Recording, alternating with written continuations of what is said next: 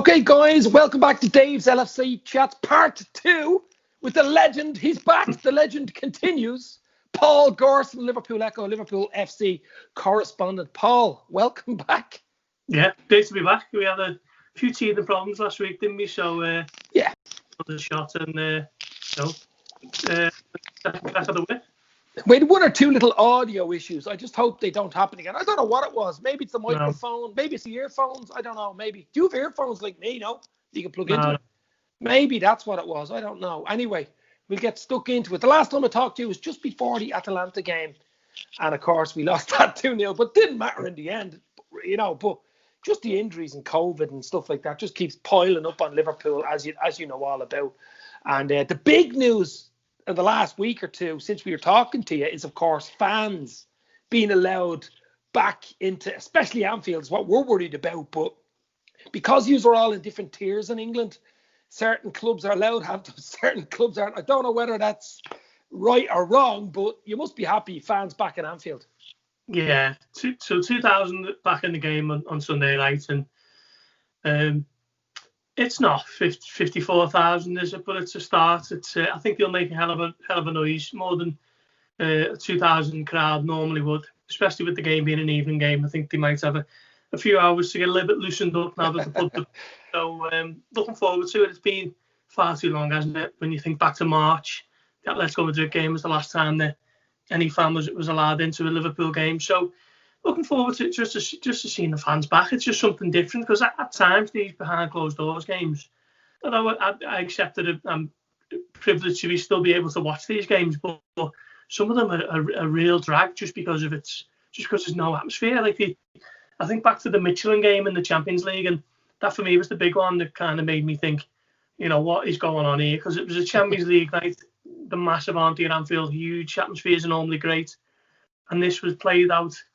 It's a team who not a lot of people knew a whole lot about, and there was no fans there, and it was just a bit like, you know, what is going on here? So I'm glad to have them back in on Sunday night, and they'll create a little bit of an atmosphere, won't they? Which it's been a long time since you've been able to enjoy anything like that. Absolutely, and I think the way they did it, Liverpool, the club, it was like a lottery. Was it to do with season ticket holders and members or something at random? Was it? Honestly, I don't know too much about it, because I was off for a couple of days when it kind of all unfolded. I think it was something like that anyway. Yeah. It was my colleague Ian Doyle who pretty much handled all of that coverage. So I'm not sure how they decided it. But I know they were originally in October. I think they were originally planning, or September was it? They were originally planning 12,000, but obviously COVID cases were on the rise, and they had to kind of knock that on the head. So the government have given them tier 2, which means that they're only allowed 2,000 in. But it's a step in the right direction, isn't it? And I'm just looking forward to seeing a few fans on the Kop. And yeah, absolutely. And what way are pubs? Are normal pubs open in Liverpool? Yeah, like, can you go in for a pint without having to eat food? Can you just go in for a pint? Well, you got to have a substantial meal, they say. So. Same as here in Ireland, actually. You have to have, they're opening tomorrow for the first time in 6 weeks, that you have to spend whatever, €9 or €10. It's euro over here. It's sterling over where you are, but it's similar, I'd say. It has to be a substantial meal, like a burger and chips or something. It can't just be a little bowl of chicken wings between 4 people, you know what I mean? Yeah, it's a similar thing, yeah. But I think there'll be a few substantial meals ordered on Sunday night. Yeah, soup. Bowls of soup. But that's great. It's great news. It really is. And it's as you say, it's just the atmosphere. I mean, it's been like watching, even I suppose a Michelin game, the 2-0 wasn't a great game to watch even with a crowd. It wasn't a great game. But there's been certain games, imagine the 0-0.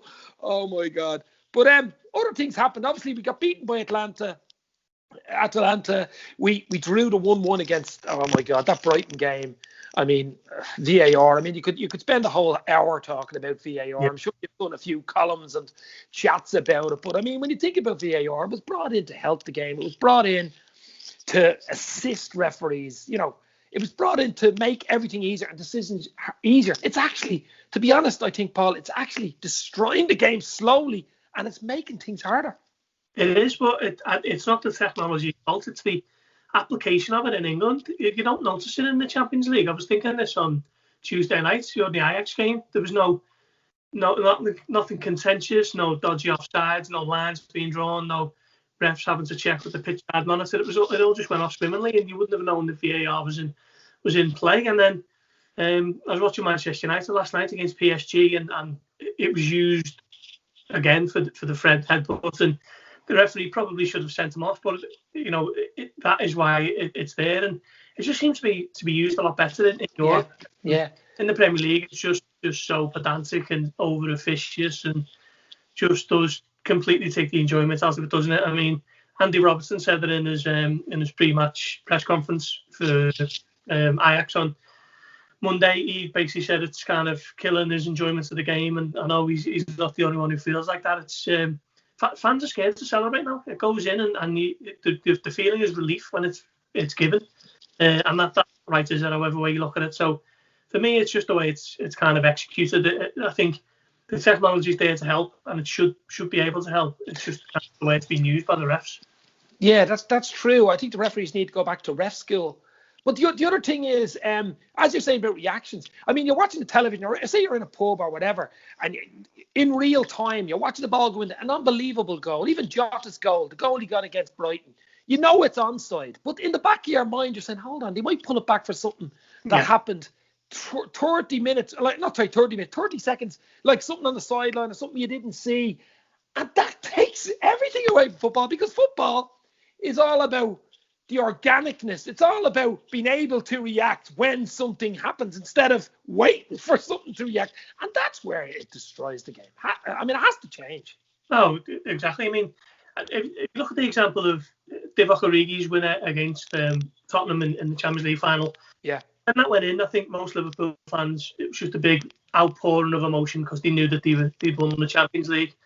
But if that goal goes in next week, I mean, I think VAR actually was in play at the time, but if that goes in next week, just instead of it being that kind of split-second emotion of we're the champions of Europe, it's we'll have to wait and see if this gets ruled out. We'll have to wait and see if there was an offside or a push or something before we can celebrate it.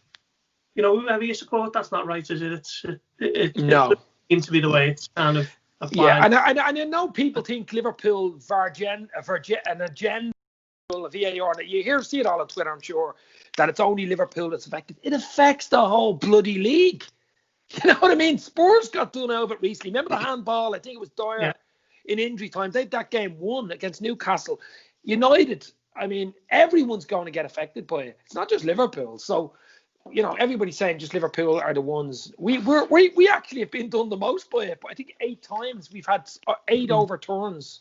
So, listen, we don't even want to get mired down with this VAR, but something's got to change in it.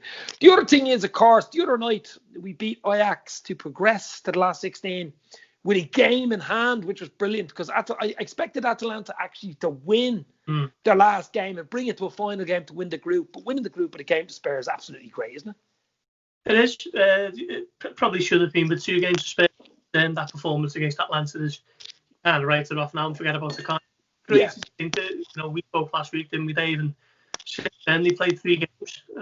They just go back. It's unbelievable, and it's great because it just means that they can go to Denmark now with the under 16s. The under 12s. Yeah, and give a rest to some legs you desperately need it, don't they? I'm thinking of Gini Wijnaldum, only missed 1 game this season. Somehow has managed to avoid the muscle injury, but everyone else dropping like flies around him, and I just think that will give Liverpool just a good couple of days just to rest up, because it means that the game before them at the weekend, and then I think the following one might even be Spurs actually on the Wednesday night, or maybe there's a game. That's the 16th, I think. Yeah, there's that many games this month. I'm losing track. I know. Yeah, no, it's the following. I think it's Maitland or Maitland, whatever you call it, isn't it? It's Midtjylland on the 9th, and then 16th. So there'll be about 3 games in between those. But yeah, it's a great chance just to rest some legs, and we'll definitely take that chance. Absolutely. And the other thing is, of course, we've got a big game the weekend. And Wolves are a good side. I mean, you don't need to. Everybody knows that. I mean, you beat Arsenal. It's a poor Arsenal side, but still beat them 2-1 away. It was a good win. Jimenez went off with a fractured skull, of course. Get well soon. That was unbelievable. But that's going to be a good one. I think that suits Liverpool. When teams come to play Liverpool at Anfield, it actually suits us more, I think, when they open up. Don't it? It suits us. It does, yeah. I mean, it doesn't happen too often. There's not a lot of teams come to Anfield and play on the front foot and get on the ball. But I think Wolves will probably be one of them. I mean, they obviously won't have Jimenez and Jota's left, but they've still got Adama Traore, who I just absolutely love watching him. I think he'd just be a real player if he was in this Liverpool team. Daniel Podence, what I've seen of him, he looks a very skillful and creative player. So they'll definitely have a threat, and it's going to be an interesting game, because I think Wolves, I think you're looking at it now and you think of the traditional big six. I think Arsenal kind of fallen away a bit, and if there's an opening for that, I think besides Leicester, I think it's probably Wolves who have got the best chance to get that bracket. So it's going to be a tough game. Oh, it's got to be a tough game. I think Liverpool will win. I'd say 2-1. If someone asked me a question, I'd say 2-1 Liverpool. But Jota against his old team, of course. Imagine he scores the winner. That it usually happens historically in football matches, and I expect him to score if he starts, which I hope he starts. But the other thing is, you were talking to Andy Robertson. I think it was Sunday night. You were saying about a charity or something else. Do you want to talk a bit more about that? Just slightly a bit about it. Small. Yes, we had a chance to speak to Andy Robertson on Sunday night. He's just kind of starting up his brand new charity, the AR26 charity, which aims to help young people, primarily in Scotland, but across the rest of the UK as well, I believe, slowly but surely. And I was asked, did I fancy having a chat with him about it, and about his book, Rob, Are You Going to Believe Us, which is out at the moment. So it was great to be put forward for that and have a little natter with Robertson. I think we were on the Zoom call for about 45 minutes, talking through some aspects of the book, about his charity, and just generally we had a little Q&A with fans as well, and loads of questions coming in for Robertson. So it was great to be able to do that, and he's just a top guy. He's someone who always stops in mix zones, which is where you speak to the players after games, and win, lose or draw, he's always in there giving them 5 minutes of his time just to have a chat through the game and so on.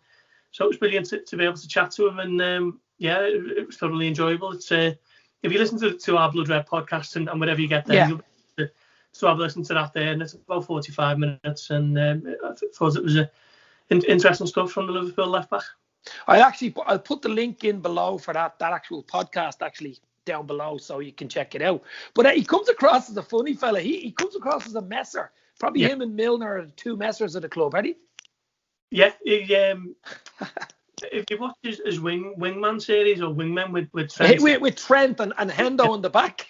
Yeah, that was nice. But if you watch that, he's very relaxed in that, and he's kind of the instigator. The instigator, is he? Yeah, he's the funny man, and I think that's the way it is. I mean, when it's time to be serious, he's obviously, he'll say the right things and whatever else, but he does seem to be someone who is kind of the class clown, if you like, in that Liverpool human, and that's something that I think fans can relate to. He actually reminds himself of me. I'm a bit of a messer as well, and I like an old joke. So if I ever was talking to him, I'd say we'd be just joking all the time. But so what signing he's been though. I mean, from Hull City, virtually unknown, has to be said. Not many people knew about him, and when he came to Liverpool, wow, he hasn't put a foot wrong. I mean, unbelievable. I mean, I don't think he's lost a game at Anfield. Mane hasn't lost a game at Anfield. Is that correct? For Liverpool or Southampton, am I correct? He got injured. He got injured that season. The last time Liverpool lost at Anfield in the Premier League, Crystal Palace. He was injured for that game. He got injured at the beginning of April. So he hasn't either, which is 4 years. But just going back to Robertson there, what I was saying. I mean, as long as I've ever known, Liverpool have had problems with left backs. I mean, I think Fabio Aurelio was good, but he was always injured, and John Arisa was probably the best of the lot. But there's quite a few who haven't cut the mustard. But Robertson, almost overnight, it's just completely solved that, and it's incredible to think he's only 26. So he's got easily another 6-7 years in him at the top level, I'd say. He reminds, I know he's Scottish and stuff like that, Celtic blood running through him, but he reminds me of the old school, tough, rough footballer that you'd pick on your football team on the road. You know what I mean? You're playing, kicking around on the concrete. Oh, yeah, definitely. The type of fella that would slide tackle on concrete. You know, one of those fellas. Yeah. He gets forward with assists. He's part of the team that's been the best defence in the past 2 seasons in the Premier League in terms of goals conceded. So, what more can you say about him? He's just a top level left back, isn't he? And he's kind of old beyond his years, and not necessarily in a bad way, but he's kind of a throwback, as you say there, about being that type of player and that type of person. He's just, I can't speak highly enough of him, to be fair. Yeah, he's the type of fella that would get into a 70s or 80s Liverpool team. Do you know what I'm saying? Yeah. I mean, Liverpool have always had key players from Scotland, haven't he? And he's definitely one for the new age. Well, he's Scottish captain as well, which is unbelievable. So Andy does charity work, which a lot of Liverpool, a lot of Premier League players, big Rashford did a lot as well. But a lot of players do, but they don't.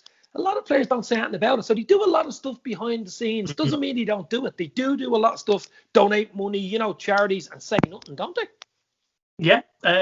You obviously, Jamie Milner's got his foundation, which has been going for, I think, around about 2011. He's raised up various causes in that time. Trent Alexander-Arnold does a bit. Virgil van Dijk, Sadio Mane helps back in his homeland.